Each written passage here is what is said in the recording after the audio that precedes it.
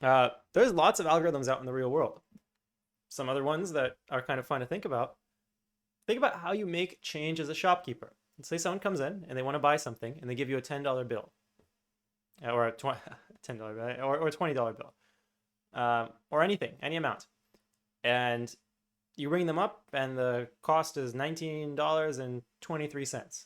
How are you going to give them their change? Can you come up with an algorithm? I'll give you a minute. Think about it.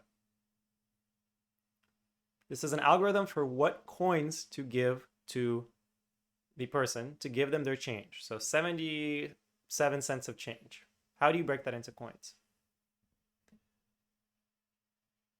Well, one algorithm you might come up with is for whatever change amount you need to give, look at all of the coins that you have and give the largest coin that's less than the remaining change amount.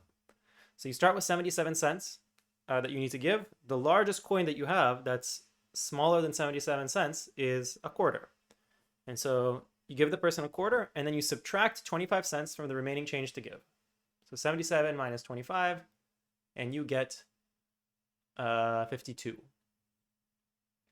And then you're just going to repeat that over and over until the change left is zero. So you give another quarter, a third quarter, and then you're down to 2 cents left. And then you give a penny, you're down to 1 cent, you give a penny. That's it. So you've given out 3 quarters and 2 pennies.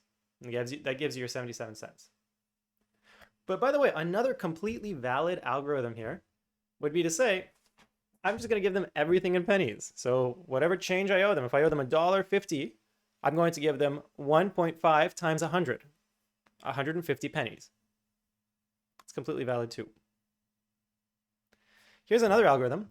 What about how do you sort a pile of papers? So, before I say this one, actually, I just want to point out the algorithm here for both algorithm 1 and algorithm 2, the algorithm itself is the set of rules or the steps that you follow for some arbitrary input. So for whatever amount the change is, you follow these steps. And then the solution that, like when you actually use the algorithm, was this many pennies or this many quarters and this many pennies. And so same thing here, I point that out, like maybe this is a question of how do you sort a pile of papers. Maybe if we were in person and you were taking your exams in person, everyone would turn them in at random, in a random order, and then I would have to go through and alphabetize them. How do I do that? Well, one algorithm for that is to first split the entire pile into 26 piles by just the first letter. So all of the A's in the first pile, all of the B's in the second pile, all of the C's in the third pile.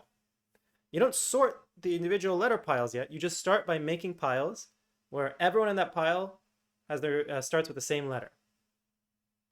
And then the cool thing is you can just repeat that and sort each pile that starts with a certain letter by the second letter. And so in the first pile, you might have Abby, Alex, and Andrea. And you're going to arrange those in alphabetical order. So by the second letter. So Abby comes first. Alex comes second. Andrea comes third. L, M, N.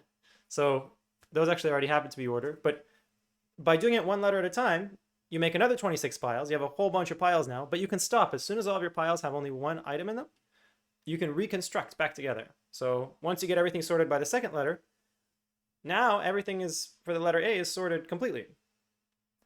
And you can do that for each letter and then recombine all of these piles. And again, our algorithm is the set of steps that we take to do that sorting. Whoops. But algorithms aren't just these toys. They also power a lot of the technology that we're on all the time. And so I want you to know about this, something called a recommender system. Whenever you're thinking about, hey, how do I suggest something to a user? A recommender system is a type of algorithm that recommends content to you based on what other people have watched. And the way it does this is by looking at, okay, so-and-so has very similar tastes to you. So you guys have watched the same stuff, but so-and-so has also watched that movie. And so Netflix is going to recommend that movie to you because someone very similar to you watched that movie and presumably liked it. But the same thing happens on YouTube is someone who's watched the same kinds of YouTube videos as you watched something that you haven't watched yet. And so YouTube recommends it to you. It also powers Amazon, so purchasing. Amazon will recommend items to you based on things that you've already purchased by seeing what other people have gotten. So, for example, if you're buying diapers and baby food, um, or diapers in a crib or something, Amazon has had enough parents with children, young children, go on to Amazon and try to buy stuff that it knows that other parents who bought those things were also likely to buy baby food, or a pacifier or something. And so Amazon will recommend those things to you.